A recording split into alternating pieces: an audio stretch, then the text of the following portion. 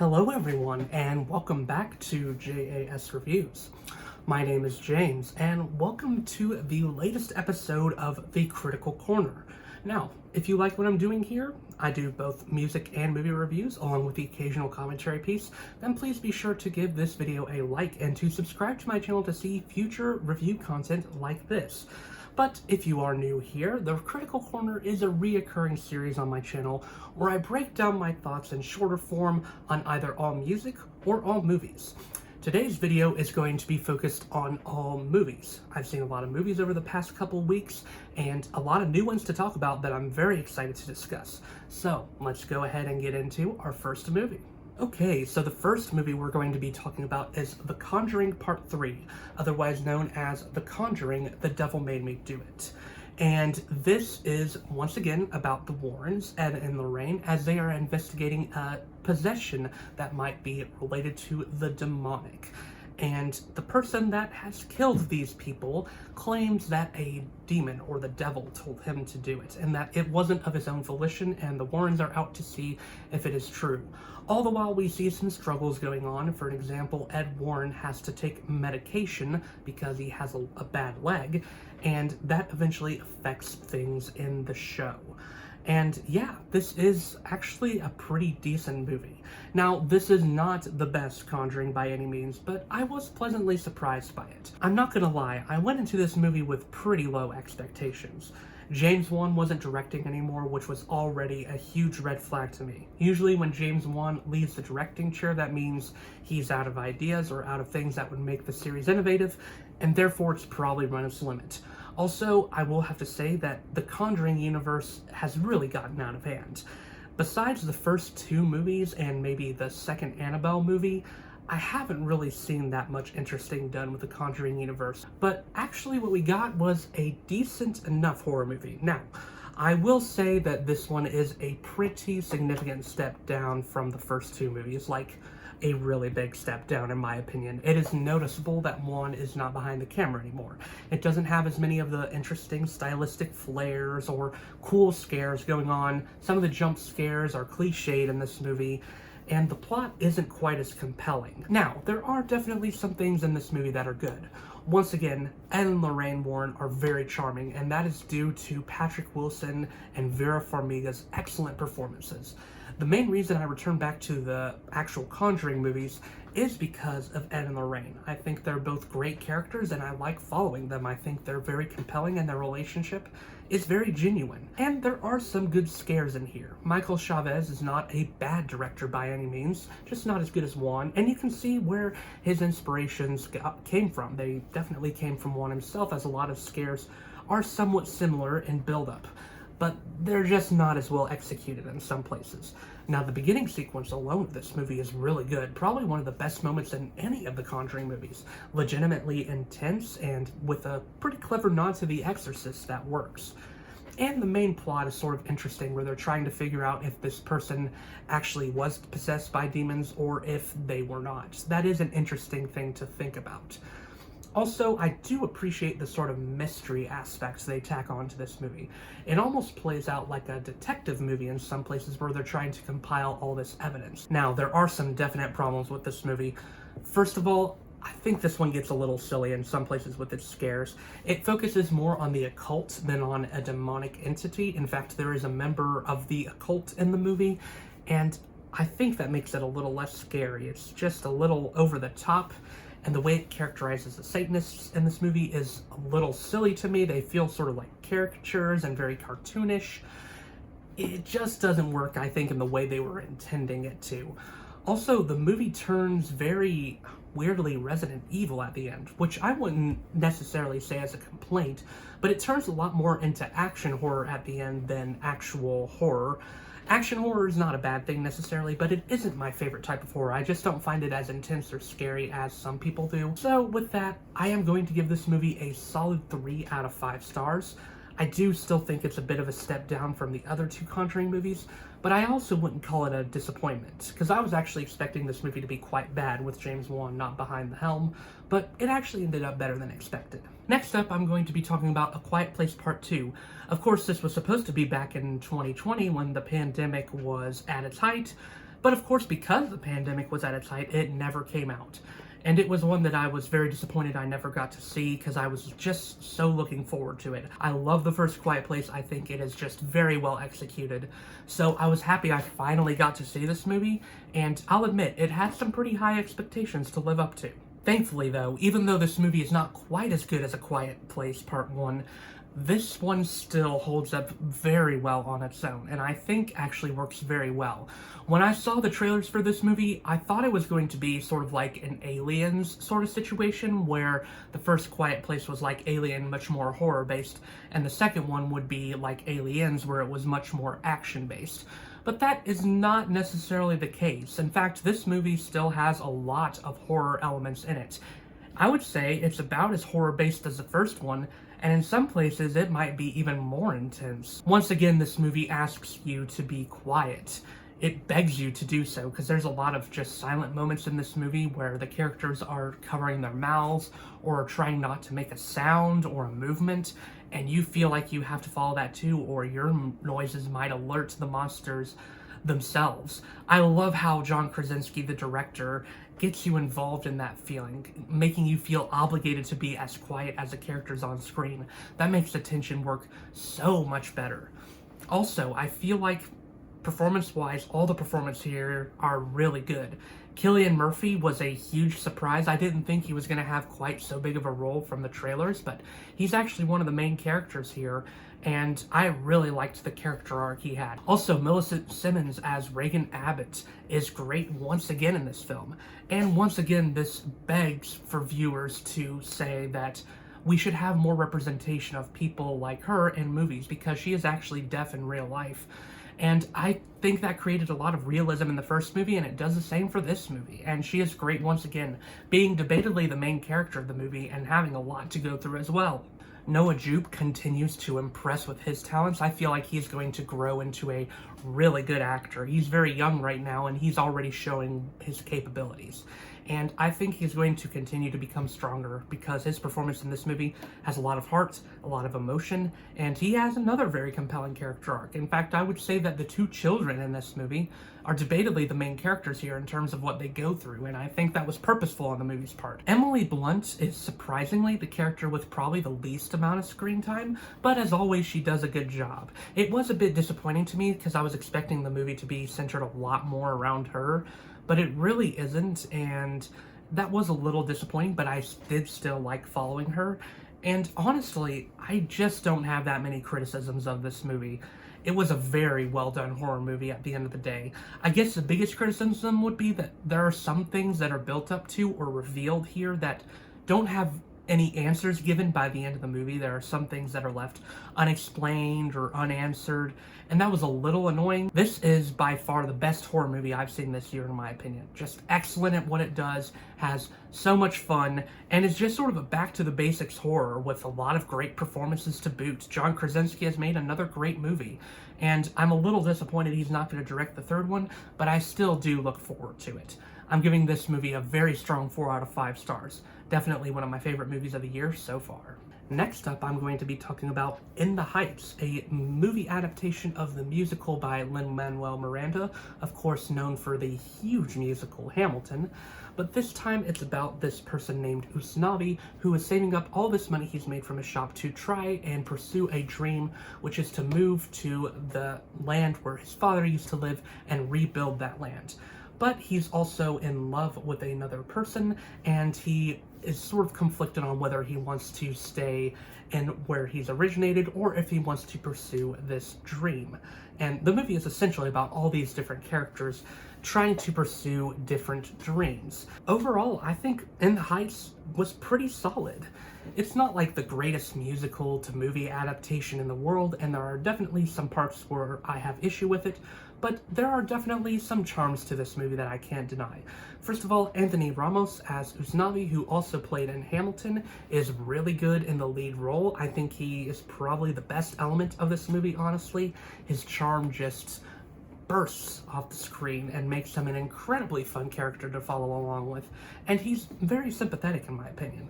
And he does a great job at his singing parts and his rapping parts, all of it feels very well done and makes him a really easy character to latch on to. Melissa Barrera as Vanessa makes a great counterpart to Anthony Ramos as his sort of love interest. I enjoyed her as well, and she was probably the best singer in the movie, just had a lot of good range. And I think she worked really well with Ramos. I think their chemistry was really powerful, and I think it made sense for them to sort of be interested in one another. And I liked following along with her dream too. I think hers was very sympathetic and very interesting as well. Also, Jimmy Smits as Kevin Rosario, Nina's dad, who is the probably second main character of the movie. Nina is not Nina's dad, but Nina's dad, played by Jimmy Smits, is also really solid, and I thought he had a really interesting character arc to follow along with as well. I will say that the music in this movie is pretty good too. Now, is anything in here as memorable as the music from Hamilton? Not really, but I don't really know if this deserves comparison to Hamilton. There are definitely a lot of similar elements here, such as the main theme of the American dream and the themes of immigration and minorities. There are definitely some comparisons to be made, but I do think In the Heights is a wholly different entity from Hamilton in many ways. Now, there are definitely some issues for this movie. For one, I think it is a really hard thing to adapt a stage musical into a movie. As a theater person myself, I just feel like I connect a lot more with musicals when they're done on the stage. And there's a bit more of a disconnect there, I feel like, where you know the stage is a place where anything can happen, whereas on a movie screen, there's a bit more of belief you have to suspend. Now, this isn't, once again, a bad adaptation, and I think a lot of parts work. They actually do a pretty good job with the camera work, director John Chu does, and I think they do a good job at making the choreography pop off the screen, and I think it works in that way. But there are also some points where this movie feels a little commercially, like it feels like they're shooting a Target or an Old Navy commercial in some scenes. It feels almost too clean cut in some parts and almost too pretty looking. I will also say this movie runs a little long, and there's some parts where it definitely feels like filler, and there's also some characters, such as Nina herself, where I feel like they don't give very much development to them and don't make them as interesting as it could.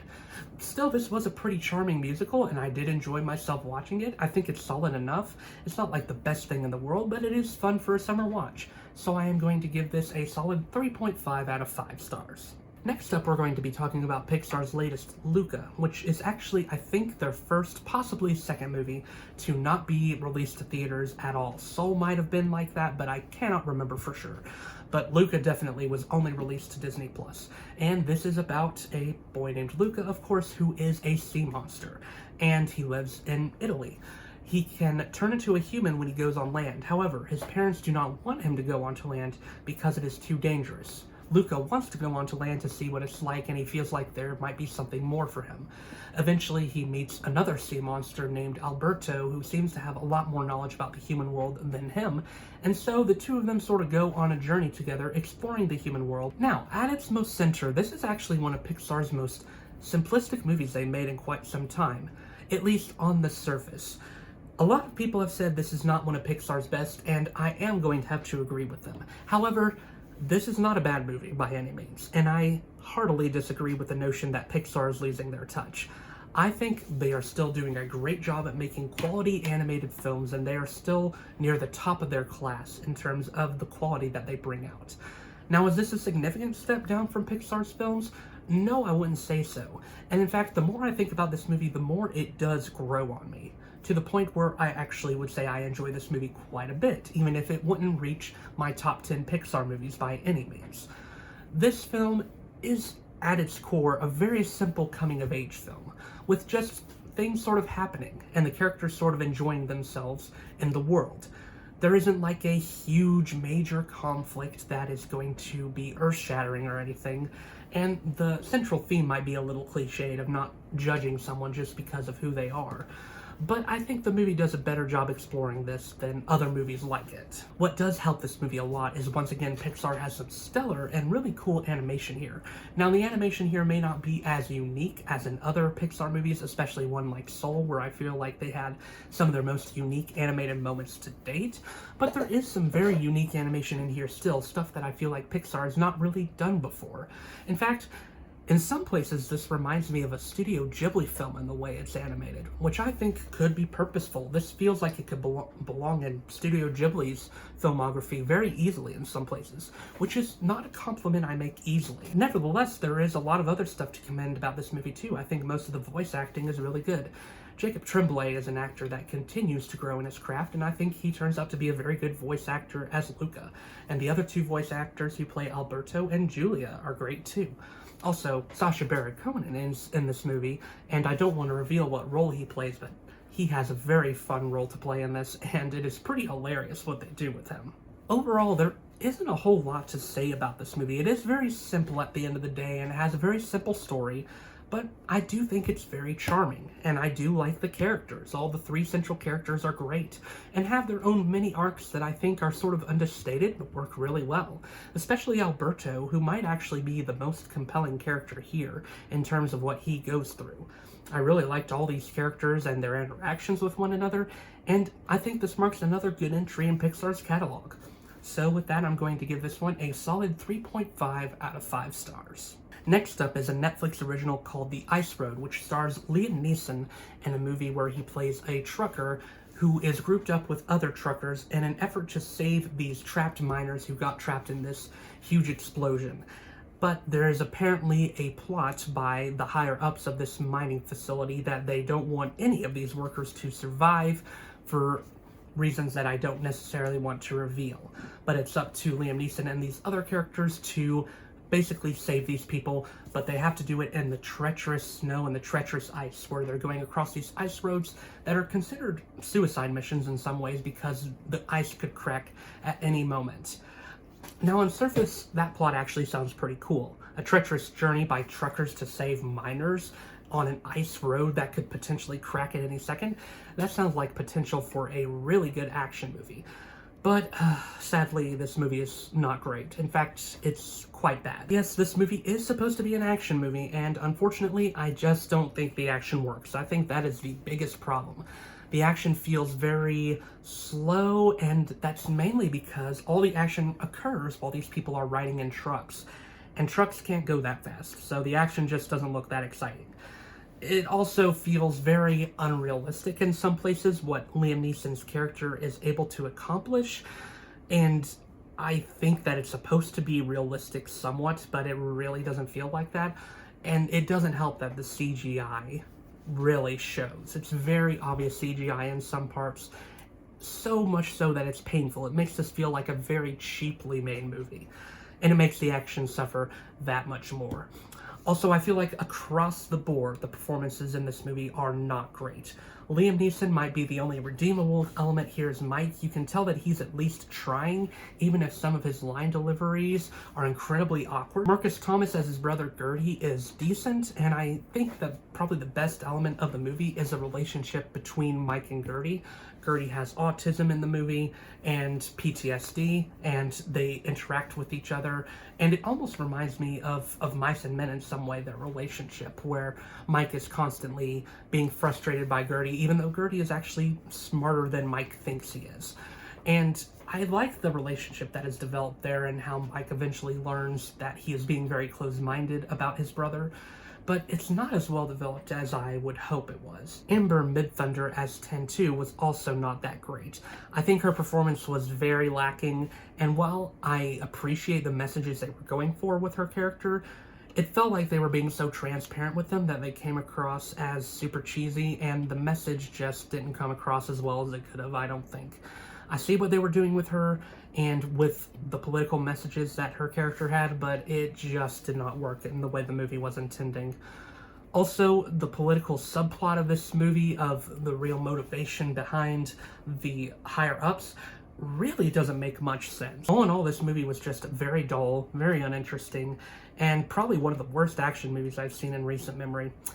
1.5 out of 5 stars for me. And finally, we have No Sudden Move, the latest from Steven Soderbergh, and he's sort of going back to his roots here with this crime thriller where a group of criminals work together under mysterious circumstances. They don't know why they're together, and eventually things go south for them as they're holding this family hostage, and they eventually discover something deeper is going on, and they work together to try and uncover what that is.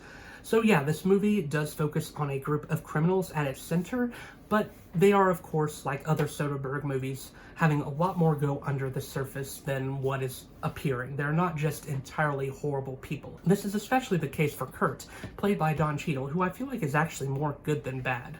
He is definitely doing some horrible things in this movie, but I think that he actually has a lot more compelling things going on with him under the surface, and the movie does a pretty good job of exploring those things, in my opinion. Benicio del Toro is the best element of this movie by far, in my opinion, as Ronald Russo. He's having so much fun with his character and really playing it up, but also showing a compelling side to this character that appears every once in a while, which makes you realize there is more going on under the surface than is realized. David Harbour as Matt Wirtz is also great, playing the sort of straight man you would say in the movie. I think story-wise, this movie is very interesting, and it keeps you on the edge of your seat as you're constantly trying to figure out what is going on with these characters and what they're trying to uncover. It is a little confusing, admittedly, but I think that is the point. And I didn't really realize what was going on entirely until like the midpoint of the movie, and I think that made it interesting because I was constantly in my mind trying to figure out what was going on, and that made it a much more compelling mystery, I feel like. But that is also a problem. There are some parts of this movie where it's a little too confusing, and I feel like they're not giving you enough information to the point where you can't necessarily attach on to the characters' motivations as much as you would like. There's a lot of weird camera angles in this movie that feel very out of place and very discomforting in a way. The way that the lens moves sometimes with characters is awkward, I think. But still, this is a pretty solid crime thriller, and I do like it better than some of Steven Soderbergh's recent work, so I'm going to give this a solid 3.5 out of 5 stars. And there we have it. That's the latest episode of The Critical Corner. What were your thoughts on any of the movies I talked about? Let me know in the comments down below.